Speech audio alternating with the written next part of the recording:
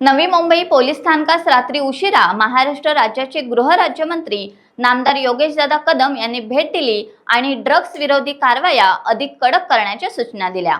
तसेच शाळा कॉलेज यामध्ये वाढणारे ड्रग्स सेवनाचे गंभीर प्रकार, महिला अत्याचार, सायबर गुन्हेगारी तसेच गंभीर गुन्हे व पोलीस स्टेशनमध्ये चालू असलेल्या कार्यपद्धतीचा आढावा घेतला।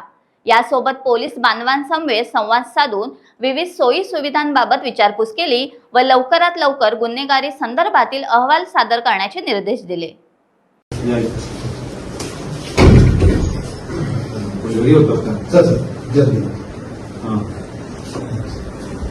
मी आता सांगितलंय मला पहिली गोष्ट म्हणून नार्कोटिक्स मध्ये मला ऍक्सिडेंट आहे बोला की नाही।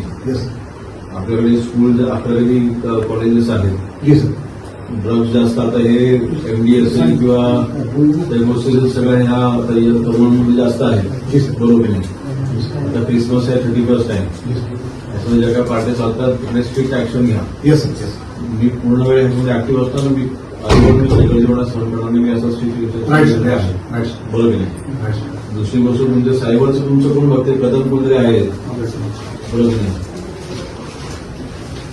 कदम कोणतरी आहे ते 2 दिवस गेले सुट्टीवर बरोबर नाही।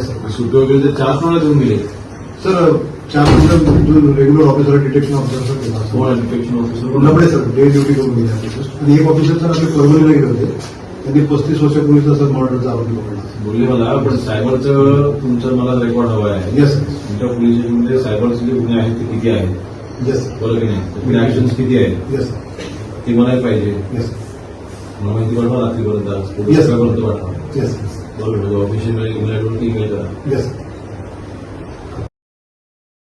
टाइम्स डिजिटलला लाईक करा, शेअर करा, सबस्क्राईब करा आणि बेल आयकॉन दाबायला विसरू नका। Times digital.